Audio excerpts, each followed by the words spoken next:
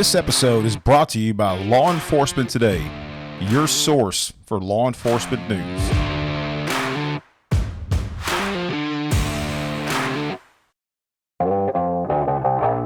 We were contacted by some sources in Texas. The first one was a situation in which 3 Pakistani nationals were found inside of a secure portion of a chemical processing facility. The individuals were taken in, and the feds forced them to be released. About a week after that, a chemical processing facility went up in smoke. Welcome back, viewers, watchers, listeners. I'm your host, Tyler Owen. And Clint McNair. What's going on, man? Just here, man, hanging out. Glad to be here. Ready to see how this rodeo goes. This will be a good one. Yeah, welcome back. This is your second episode back with me. You were gone for 2. Now you're back for 2. This is 3. 3 back. Oh, that's right. Since we're counting now, it's just 3. Well, I missed you, and it means a lot that you're back with me. It's good to be back. It's good to be missed. No one else misses me, so I'm glad to hear somebody. Well, Will you two get a room? I missed you, and it's not the same without you. So, everything good in your hood? All good. All good. How about the Owen crew? Good. The Owens is good, man. Everything's good. We're rocking and rolling. We got the Tmpa's got the and Round Rock Police and Round Rock Express currently have the Motorcycle Police Rodeo. We had the Taylor Robertson on a couple of episodes ago, so that's going on currently up in Round Rock. But the Owen household is great. Cool. We're rocking and rolling. So, who we got on today? He's a guy, he's kind of quiet. He's very reserved. We tried to prep before we started to see if he'll talk. He may or may not speak. But his name's Kyle Reyes. Never heard of him. Kyle Reyes. Kyle Reyes. Huh. What's up, boys? What's up, Welcome man? on. How's it going? Good. Thanks for having me out. Yeah, absolutely. You are the CEO, the HMFIC of Law Enforcement Today and many, many organizations. Silent partner. Yeah. So God is the CEO of the company. I'm just the dude who owns it. I understand. Move that mic into you. There you go. Hello. Yeah. So quickly, you are owner of Law Enforcement Today. Your marketing firm is The Silent Partner Marketing. Silent Partner Marketing. I know you really don't have anything going on. Quickly give a Cliff Notes what all you guys do. Yeah, so I own a number of different companies. The one that owns Law Enforcement Today is called the 1776 Project, and so we own Law Enforcement Today, Blue Lives Matter, Police Tribune, Mike the Cop's YouTube page now, Just joined the family, a bunch of others. And we exist to do much like you guys do with this show, which is to give a voice to law enforcement and the supporters. Yeah. The Silent Partner Marketing, Fox News called us America's most patriotic marketing agency, and we've got a bunch of other small companies and projects on the side. Cool. We kick everything off always with, who the hell's Kyle? Start from the beginning. Don't start from conception. Start from like where were you born, where you grew up, what Dude, was I going don't even on? want to hear that conception story. So let's see. First and foremost, I'm a husband to a wife who's way out of my league. I'm a dad to 4 little girls. I'm what I like to consider a biblical conservative and a huge supporter of the law enforcement community. And so I was born and raised in Jersey. We were poor as can we do? Oh, yeah. We swear? Yeah. All right. Yeah. We were poor as shit growing up, man. We had government peanut butter and government cheese, and my parents worked their butts off to provide for us. Did your government cheese melt? Because mine didn't when I was a kid. You can't put. Well, there's not a microwave that you can buy that shit can melt in. No, dude. It doesn't melt coming out either. It's like those ice cream sandwiches, man. right. You could leave them out in the sun for 4 days and it's still not going to melt. I was always curious. It was different up there than here. And so growing up, we grew up in Jersey, moved up to Massachusetts when I was a teenager, and then I actually worked in television for about 10 years. I was a producer of news and special projects. I loved what I did, but I loved being able to afford to eat more. Yeah. And the breaking point for me, so I was the youngest producer that NBC had ever had, and I was with one of the 9 owned and operated stations. And they sent me out to, I'm not going to say the name of the organization and end up getting sued, but they sent me out to an organization in Florida that did training for people who work in the media. And they taught us how to tell stories. And this particular course that I went through. Back then, probably tell stories factually, though, right? No. And still not? that's the whole point of what I'm going to share with you here. So they taught us how to tell stories using video and using words, right? And they showed us this video that crushed it, did absolutely amazing in the media. And it was a large unarmed black man being shot in the back by a cop. And so I'm watching this video like, what the hell did I just, like, this is horrific. I can't even believe what I just saw here. And then they said, now we're going to teach you how we made that video. And they show that large unarmed black man running at the officer. I believe he was high on PCP, and he was holding a huge butcher knife above his head. And the second before he stabs the cop, he drops the knife and turns. But things are already in motion at that point. It was a good shoot. And so I'm watching this like, what? This isn't what we showed. Like, what are we doing here? Like, we completely took this out of context. Wow. And the pastor who was doing the training said... You said pastor. Pastor, yep. Who worked in the media, community activist. He said, son, if you want to make it in this industry, you better learn how to tell a story. And I said, well, shit. I don't want to make it in this industry then. And that was the turning point for me, because most of my friends and a lot of my family were in law enforcement. So I vowed that one day we would fix that. Now, when you're in your early 20s, you don't know what the hell that even means, right? But I just knew save the world. One day, man, I was going to be Superman. And so I took a buyout package. I started a marketing agency. I spent the first couple of years totally screwing up. I didn't know shit about running a business. I knew how to storytell. What year is that probably? That roughly? was about 2009. Okay. So then had a couple of full-time jobs, ran a bar. I slung some mean drinks, man. And I was single back then, so it was great. I was actually halfway decent looking, in good shape. So, you never made me a drink. I just want to throw that out there. No, We've been me around. neither. Okay. No. I'm just sorry. Squirrel vomit. Well, I mean, we could go out. I'll whip you up a nice Cosmo. I saw you slurping those things down the other night. I'll be more than happy to. Cherry and everything. All right, continue. Is it hard to make a Shirley Temple? With an umbrella? Well, I'll get you one of those John extra Bellini, wide something straws that I know you. Oh, All right, so anyway, flash forward. I ended up taking a leap of faith in 2013. I went all in with my chips. My wife and I got married, and I said I'm going to do this thing full time. I started hiring people who were smarter than me, and that's when things blew up. And so in 2017, our agency went viral. We did 14 appearances in just a few days on Fox and Friends First, Varney and Company, Louder with Crowder, Adam Carolla, Kennedy, Risk and Reward, you name it, because our hiring process was released in the media. And it lovingly became referred to as the snowflake test. It was 30 questions, short answer essay style, to make sure we didn't hire whiny and entitled snowflakes. And it was questions like, what does America mean to you? How do you feel about the police? When was the last time you cried and why? My favorite was, you're sitting in Starbucks having a coffee. Someone runs in, hands you a gun, and says in 30 seconds someone's going to start shooting. What happens next? Well, it's a trick question. Real Americans don't drink Starbucks. And so we ended up getting 40,000 emails in a week, 10,000 job applications. Guys, I had like 3 job openings at that point. It was amazing. And so 2 years later, Fox and Friends sent a crew back, and they did a sort of where are they now, because people said, they're going to go out of business. You can't run a company like this. They're going to be sued out of existence. And we actually exploded as a result. And so it was about a year after that we were crushing it, and we said, we are going to launch a campaign to donate $500,000 in services to tell the stories behind the uniforms. So the very first video that we did was called The Holiday Prayer. It was the Manchester, Connecticut Police and Fire Departments. It got 3 million views in 24 hours. Wow. And so we got the Chiefs on Fox and Friends, and Ainsley Earnhardt, who my celebrity hall pass, she's interviewing them and said, who made this video? So they talked about us and our campaign. Now, you would think it'd be amazing exposure, right? Well, it was actually just the opposite. Antifa found out about it and vowed to put us out of business for supporting pigs and killers and Nazis. Wow. So they flooded us with hundreds of fake 1-star reviews. And we had a small management team at that point. They said, what are we going to do? I said, guys, there's only one thing we can do. They said, we're going to kill the campaign. I was like, no way. We're going to double the donation and tell them all to kiss our American asses. And so at that point, I had something like 80,000 followers on my public figure page. So I said, go troll the trolls, respond to the reviews, punch them right in the proverbial throat, and then take screenshots of your responses, put them up on my public figure page. So they did that, and man, we got like 1,500 5-star reviews. People doubled down on their support for us and our campaign. And since then, we've donated more than $1 million in services to tell those stories. And flash forward, about 6 months after we launched that campaign, Captain Robert Greenberg, the founder of Law Enforcement Today, reached out. He said, hey, dude, I think I could help you with the exposure for all this content that you're doing. So what do you got? He said, I own this company, Law Enforcement Today. So what's your reach like?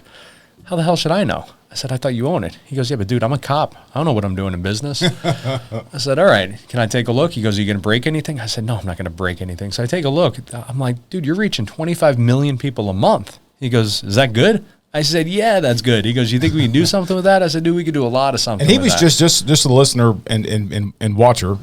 That was through the magazine, right? That was No, it was all Online. all online. Online? Yep, all online. Okay. And so he, about 3 weeks after that, he said, hey, I want to make you our national spokesman. I'm like, dude, I'm not a cop. He goes, right, you could do one thing cops can't do. I said, what's that? He goes, you could run your mouth and no agency could fire you. I was like, roger that, I'm in.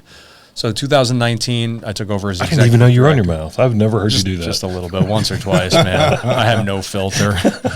So 2019 took over as executive director. 2020, during all the lockdowns and the riots, we were reaching over 100 million people a month. And then last year, he was looking at retirement, still active law enforcement, and he said, dude, I'm just going to shut it down. I said, what do you mean you're going to shut it down? Who's going to give a voice to these guys?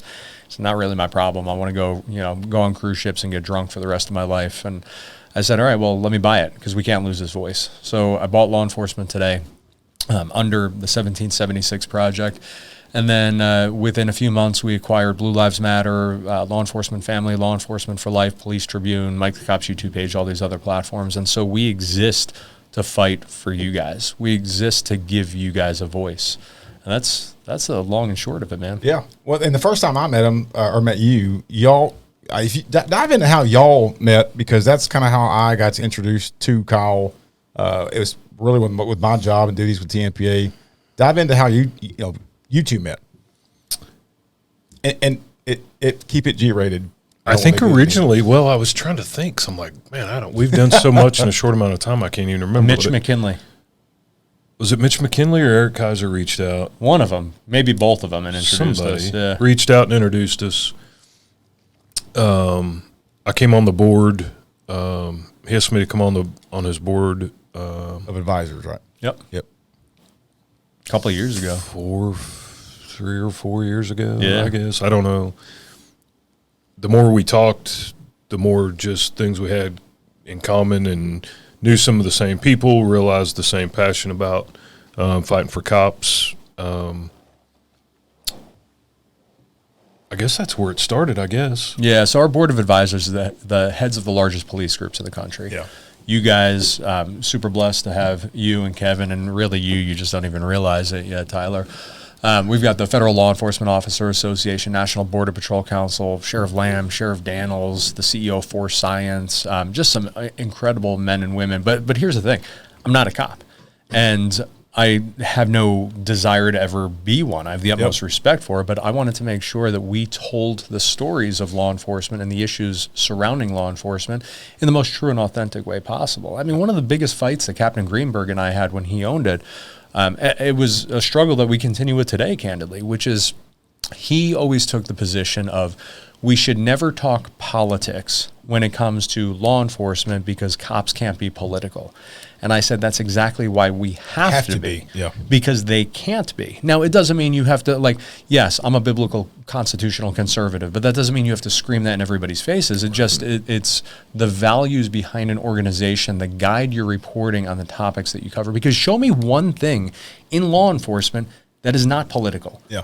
What, the border, the fentanyl crisis, Supreme Court issues, the Second Amendment and gun control, everything is Soros-funded political. DAs. Exactly. The defund the police movement, we're going to not report on that because it's political. You have no choice.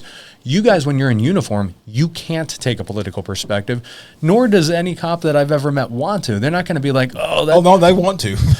Well, yeah, but when responding to something, right? You're not going to get that call and be like, oh, yeah, we're in Portland and that dude's a lib. I'm not going to take care of him. Or he's a conservative, so he could die on the side of the road. You don't care. You don't see that. But the analogy we tell every cop out there that says, I don't want to be in politics is, that's fine.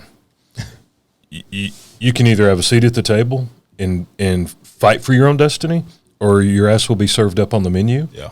It's better to be sitting at the table looking over the menu in person than to be an item on the menu to be served up. Because either way, it doesn't matter. You're either in or you're served up. It doesn't 100%. matter. Well, and the other side of this, too, is that we've been blessed to have contacts all across the country, local, state, federal.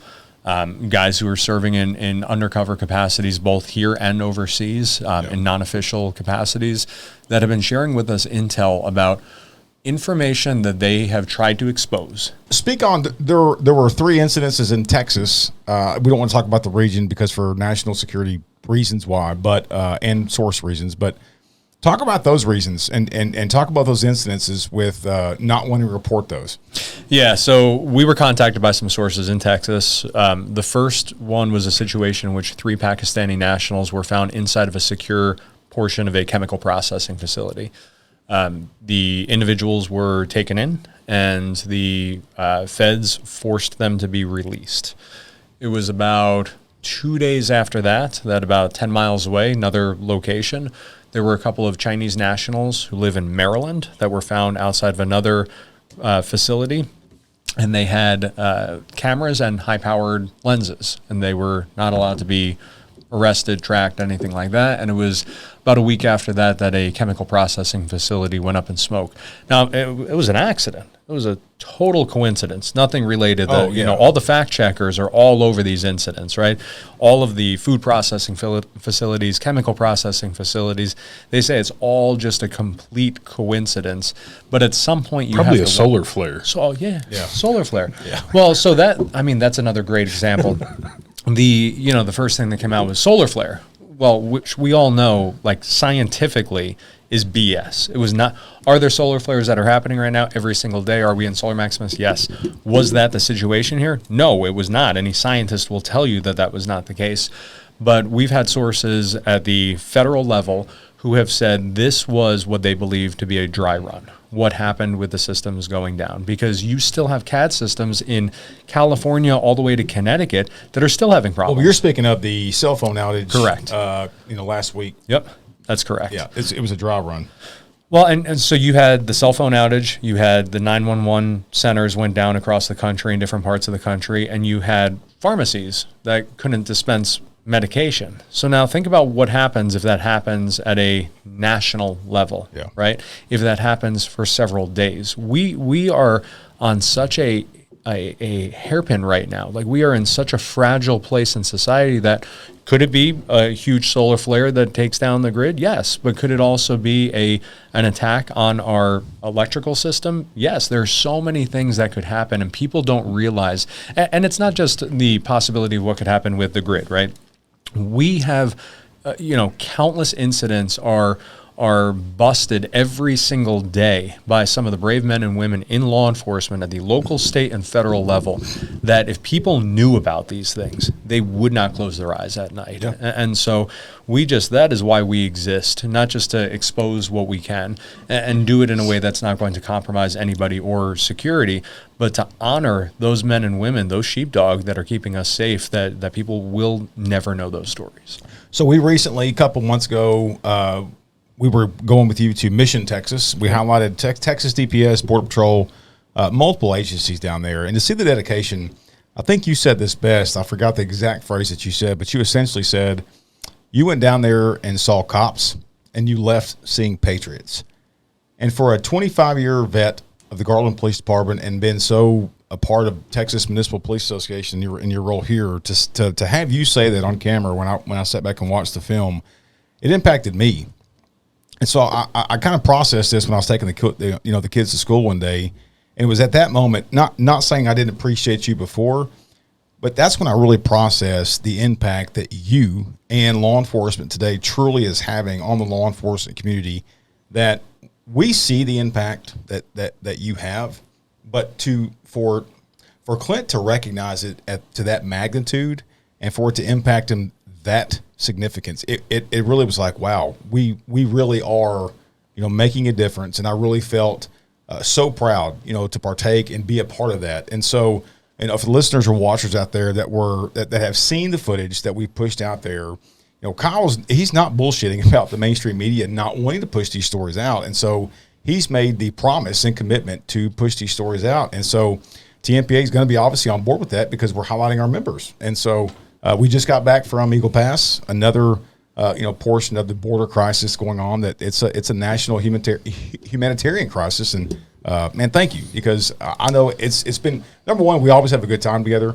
And thank you, Clint, for inviting me down to be a part of it. But, to be a part of that change and to be a part of that environment to push that message, man, it truly is an honor. So.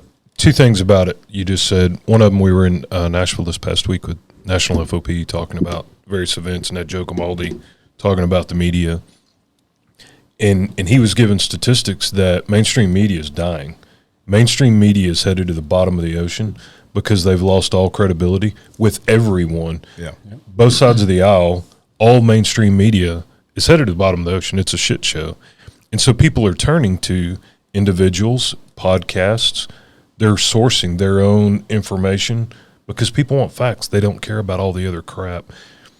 And so, you putting out your information, you going down straight to the border, reporting, not on a conservative view of it, not on the, liberals' view of it, not on the Tea Party view of it. You're just down there reporting the ugly-ass facts of what's going on. That's it. Raw, standing up against the wall, talking to the men and women that are fighting that battle. There's no spin on that. That's just the ugly truth of what it is. That's what people turn to, is for facts. The second thing about it is, with all the rhetoric and all of the misplaced agendas of police incidents through the years, the police got in a bunker and chose not to message. Yep. And we lost the messaging war. Totally. And, when you're at the tail end of the war and there's nothing going on and your whole army is decimated, that's not the time to get back in the war. We lost. We lost the messaging war. And it's taken a long time, but finally, Joe Gamaldi's, Kyle Reyes's, these people are giving this podcast, specific is what our goal was. You got a message back. And it goes back to the, you're either at the table or you're on the menu. If you're just going to sit back and let CNN spew bullshit for 24 hours a day and you're not going to fight back and put your message back out there, then you've lost the war, no matter how right you may have been. And I appreciate you and Gamaldi, this podcast, Tmpa supporting this podcast. By God, we're getting our message out. Yeah. You may not like it, but we're going to get a message out. Everybody has a right to hear their message, and it's time now for American law enforcement message to be told. And that's just how it's going to be moving forward. Well, I'll tell you, man, one of the things that I love about Tmpa, and honestly, it wasn't, even when I asked you guys to be on the board of advisors, I didn't realize the impact that Tmpa had until I started traveling all across the state, chatting with some of your members, and more importantly, dudes who aren't your members, who flat out said, man, Tmpa is always there for us. We get into a jam, and I'm like, I'm sorry, I'm a business dude first and foremost. Like, you're not paying them and they're there for you. And they said, yeah, man, they just love cops. And so that, holy cow, you want to talk about dedication to the field and dedication to the men and women who serve. But I got to tell you guys, so I spent a lot of time in all different states, right? Because the border crisis is in every single state. Every state is a border state. And to see the stark difference between, the main one that comes to mind right now is Texas versus Arizona. So we've spent a lot of time on the border in Arizona with the National Border Patrol Council. Art Del Cueto, the national spokesman, national vice president, is on our board of advisors. And we've spent a lot of time out there in Nogales, in the Tucson sector, up in the air. There is no border out there. There really is not. I mean, on our last trip together, in 5 minutes on one stop, we saw more Border Patrol vehicles working alongside DPS and Florida Highway Patrol than we saw Border Patrol vehicles in 5 days on the border in Arizona. And so your governor here is spectacular. Your lieutenant governor, your apparently it's not comptroller, even though that's how you spell it everywhere else in America, but your controller here is an amazing man. And that dude, like, if I hadn't met him, I would never have, like, if I didn't know who he was, I would never have known. He's the kind of guy you would sit and have a beer with. And yet he was out on that boat. He was alongside these guys. But Texas DPS and all of your local and state, man, these guys are incredible, and they are so passionate about it. But we also do have to touch on something else. It's not really a comfortable or easy conversation to have, which is they could do everything in the world to hold that thin blue line, right? And they are so dedicated to this. But when they take those illegal immigrants and they hand them off to Border Patrol, and this isn't a knock on my boys in Border Patrol, it's a knock on the federal government and this administration. But these illegal immigrants are then still being released into the interior. We do have an existential threat to America when we have millions of unvetted people who are coming in. It's not the innocent women and children that the media is showing you. It is hundreds of OTMs or people other than Mexicans who are touching the border.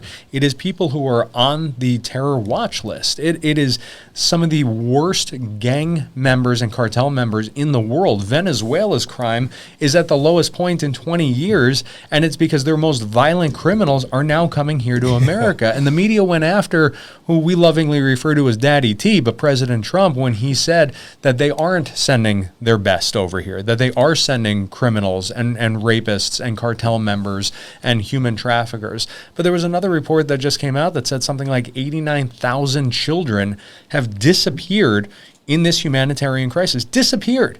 I mean, if that's not a wake-up call, I don't care if you're a Democrat or a Republican or a moderate or whoever the hell you are. That's a problem. That is a problem, man. Yeah. And every single American, anyone who believes in protecting kids, needs to be screaming at the top of their lungs about this right now, because it is our job as adults to protect the most innocent among us. And if we can't do that, then we have lost our soul as a nation. Well, and speaking of, you pushing the message for law enforcement, just to kind of segue into something else, and you do this across across America. It's not just Texas, though you do have a great relationship with us some days.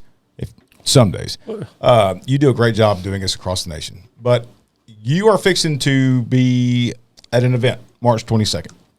I think several of us from Tmpa are going to be there to support you. It's the National Hall of Fame. And you were contacted several weeks ago as an inductee. Yeah, man, it's kind of embarrassing, to be honest with you. Like when Megan called me and she said, we're inducting you into the National Law Enforcement Hall of Fame, I was like, yo, you got the wrong dude. I'm not a cop. And they asked me, they're honoring me as the civilian, I think. Yep. I was super uncomfortable with it at first because I felt that it took away from men and women who actually wear that uniform, who actually do this every single day. And then a good friend of mine said, shut up. And I said, no, but that's not why we're doing what we do, right? Like we're doing this to honor God and to honor those who serve. And he said to me, yeah, but your voice and your platform, we have more than 4.5 million followers on social media. He said, exposing that audience to this organization brings huge exposure to the very mission that you are trying to serve. That's right. Yep. And so it's an honor, man. I think the differentiator here for us is that we won't be bought as a media outlet, right? Like all of these big mainstream media outlets, a lot of them are owned by some of the same organizations, and they are beholden to their stakeholders. They are beholden to their advertisers. We were offered a significant amount of money from a big pharma organization, and it wasn't even a question. We just wanted to take that money because we knew what they were looking to promote, which is something that was mandated that many Americans take. Right. We're not going to do something that doesn't align with our values or that forces us to compromise the reporting that we're doing. And so we're blessed to have the marketing agency that funds and fuels all of our work here that tells those stories. I mean, we do a lot of video work and a lot of PR for agencies and unions across the country that get jammed up and don't know how to work with the media, that need that media training. So we rely on that and all of those companies that use our services at the Silent Partner Marketing so that we can continue to be unadulterated and really tell the truth that's happening out there. And for watchers, listeners out there, that National Law Enforcement... You said it. What? You said it. You said watchers for the first time ever. What do I normally say? Viewers? Yeah, you say Warriors. viewers. No, you say viewers. Yeah. It means a lot. It melts my heart. Right. Yeah. Your mustache is on point today, man. You look like Is it? Magnum PI, man. I haven't shaved. I haven't had time. You still have the cherry from the Cosmo hanging from the corner there. Shut up, Kyle. You can get tickets. You can join us at the National Law Enforcement Inductee Banquet. Yeah. Jump online, look up National Law Enforcement Police Officer Hall of Fame. Before we came on, we were talking about what to wear to that. I've heard it's kind of formal. I've heard it's not. But it's worth the ticket to come. Kyle assured me he's going to have on just vest and chaps. He will have chaps and a vest on. And the location, I mean, if you've never been to the Omni Fort Worth, is awesome. Yeah, you get the bar there, the food, the environment of downtown Fort Worth with the stockyards being just miles down the road. It's a great venue. So if you don't want to support the memorial, we would the Hall of Fame. We love for you to support the Hall of Fame, but at a minimum, seeing Kyle and Chaps in a vest, I think would be worth it. Absolutely. I think it'd be worth the trip. That. You know, I will say this, guys. We're coming out a couple of days before. I don't sleep on airplanes, right? Bear with me for a second. I just don't. I'm always like hyper vigilant. I didn't know you slept. I'm just gonna leave that one hanging out there. I fell asleep before a plane even took off coming here the other day. And I woke up after 10 minutes. We were in the air, and I felt like I had slept for like 2 days. It was a very bizarre, surreal experience. And Frankie got the roofie. Frankie roofied him. I took that willingly. Like Mr. T. But I woke up, and I felt something on my heart, man. And I felt like I was so, like, almost like you wake up and you know the sun's going to come up that day, right? I felt like I was supposed to gather a bunch of dudes together the day before for fellowship and brotherhood and prayer. And so I have no details on this yet. But I started reaching out to some guys who were out there and said, hey, I feel like I'm supposed to get a bunch of guys together to talk about God and have some prayer and some brotherhood and just be real. Yep. And every single guy that I talked to about it, even guys who like are on the East Coast, I'm like, tell me I'm crazy. Like, am I losing it? They were like, tell me where I'm booking a flight. And so if any of your listeners want to join us the day before, we're not going to do a Zoom on it. We're not going to stream it. And it is a men's evening only, because I think as men, we do a really lousy job of letting down our guard, right? And having those difficult conversations. And I know like there are men right now who are listening to this who are struggling with something, whether it's PTS, whether it's their faith, whether it's something in their marriage, whether it's deciding whether or not they want to continue in law enforcement. There are dudes who are struggling right now. And I think we need to be more vulnerable as men and be willing to let that guard down and have that very real conversation, because it's only in that brotherhood and that unity that we find that strength. Yeah. Yep. So yeah, hit me 100%. up. If you guys want to come, if you're dudes who are listening to this right now, hit me up and let's roll. Be good. I like it. Good times. You've got the shameless plug. Hit it. We do a series called Behind the Uniforms. We still have we just fled communism. We moved our family from Connecticut to Florida, but we still have our studio up in Connecticut. It's about 5 minutes from Bradley International Airport, and we do a series called Behind the Uniforms at our whiskey wall. We invite active. Have you been there? I haven't been there. You have had the open invite for I've never been there. 4 years, brother. We've never been invited. I've never been there. Been there. Oh, Yeah. okay. Okay. Well, Maybe Sounds really cool. I'd love to see I would it. too. we're gonna fix this. Frankie, if you'd invite me, I'd go, man. I've always heard about it. Frankie hasn't been there either, if it makes you feel any better. We invite active and retired emergency responders and vets. They come to the whiskey wall.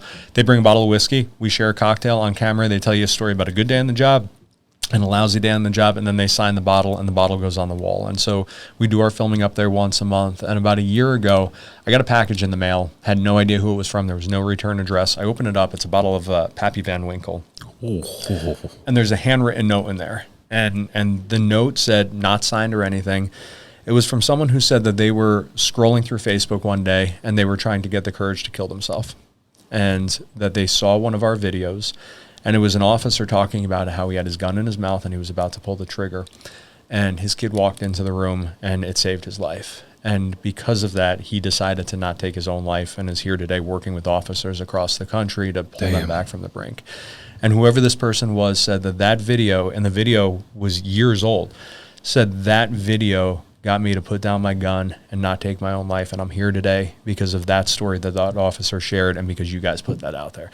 Man, I was crying like a little kid, man. Golly. That right there, that story has repeated itself in so many ways over the years. Yeah. That's why we do what we do. So any of your watchers, yes, are more than welcome to come join us. We have a couple of shows that we do there, and we're going to start probably the second half of this year. Once we bring in the sponsors for it, we've secured a house out there that we're going to do a monthly wounded officer retreat.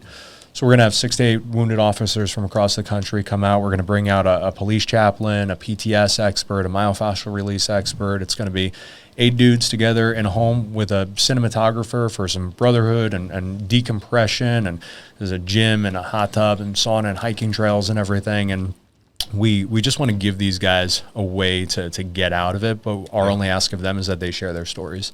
So I'm going to be out there with these dudes, talking to them, praying with them, cooking for them. So hope you guys continue to follow Law Enforcement Today, Blue Lives Matter. Hit me up on LinkedIn. Kyle Reyes on LinkedIn. You'll see me. I'm the guy who's usually ticking people off and being loud. Or if you need our marketing help from America's most patriotic marketing agency, thesilentpartnermarketing.com. If you need their contact information, you guys can always reach out to us. Also, bluegrit@tmpa.org. And again, that's bluegrit@tmpa.org. We will give you Kyle's personal cell phone number to anyone that ever requested. You can contact him regularly at 2 a.m. in the morning. He loves those. That's fine by me. I'm joking. I may write a recommendation for Tyler to attend that event for the wounded. He was jogging one morning and a deer sexually assaulted him. He's not kidding. It almost happened. He's not gotten past that. Yeah. That smile on his face, it says he's not struggling with that, though. It was serious. He said the deer chased him. I'm not so sure it wasn't the other way around. I'm not.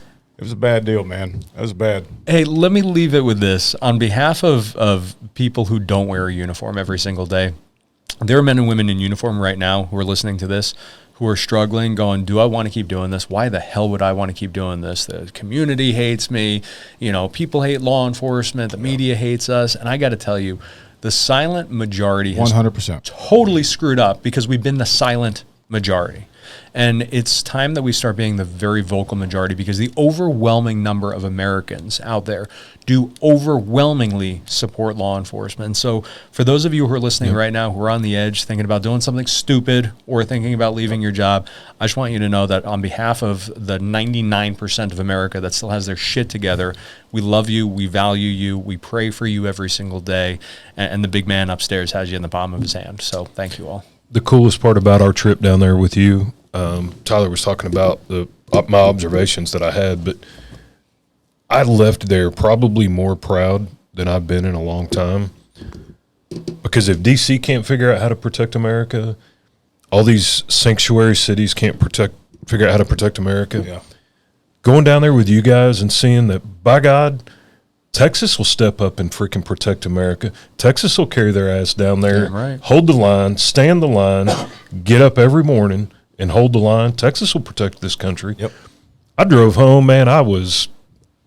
My chest was swelled proud to be a Texan and honorary Texan Kyle Reyes. Kyle Reyes. Bro, I got my Texas boots that I wear everywhere. Yep. Well, and Glenn Hager, thank you. Shout out to Glenn Hager, who came down, the Texas comptroller. I'll call it that for as long as I live. Awesome. Yeah, he's great. He came down and joined us. And for the listeners and viewers and watchers out there listening, he said the last two sessions, the state of Texas has allocated, I think, $8 million to combat, narcotics and to assist the Texas state, funded agencies with the narcos problems.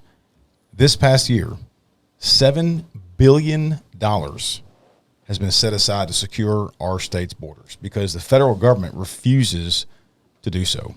And the bad part about that is the reason why we went down there and we've gone to make those border trips, the people who are caught in the crossfire, no pun intended, are not only the citizens on those border towns, but they're our members.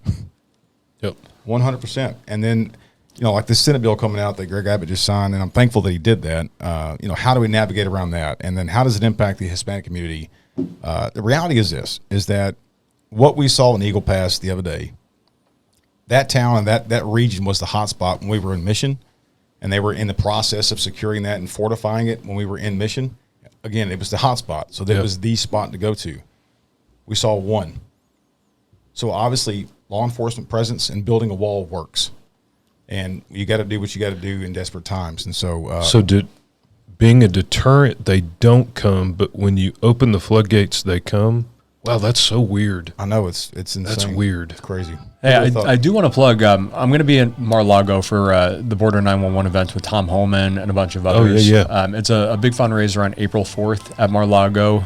Tickets are open. There is a discount for all first responders. It's 25% off the tickets. It's not a cheap event to attend, but all of those proceeds are going to launch a series of Border 911 events all across the country to help bring support. So border911.com.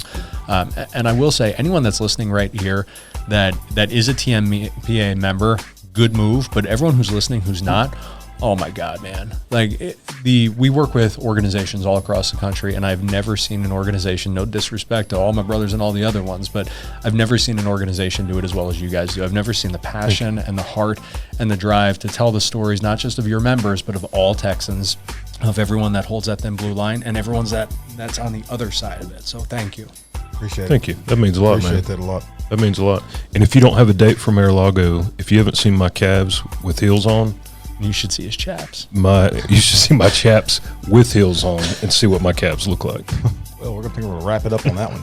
On that note, hey, we like to end the show. Yeah, that was awkward. Sorry, we like to end the show with 3 rapid fire questions.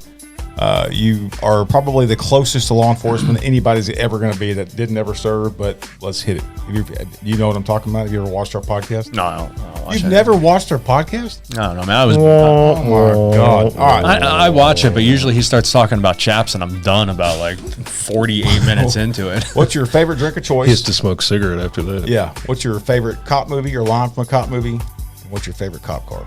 So, what's your favorite drink of choice? Oh, well, are we talking alcohol or not? Yeah, alcohol. So I'm a big Jefferson's Ocean fan, aged at sea. Oh, yes. It's absolutely spectacular. I thought it was a big marketing stunt at first because they say they put it in these barrels and it touches every continent. But, dude, it takes the brininess of the ocean and it's spectacular. So it's a Jefferson's, which is a bourbon, but then it comes in this bottle, and it's the ocean one specific.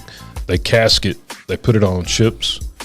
And so as it travels around the world, shit. these ships, He looks so confused. He's like, "You don't put that in a Cosmo." it's casked in these ships as these ships circle around and come back. And so it's in the ocean. Wow. It's in the cask on the ship, inside the barrel aging. It is pretty tasty. Wow. Delightful. So is. I kind of stay away from hard liquor. Angel's Envy. Liquor. I don't even know her. There was an incident at our conference a couple years ago. I'll tell you about An that. incident. Yeah. Involving chaps? No. No. I don't even want to tell you on the podcast because it's going to be a rabbit hole.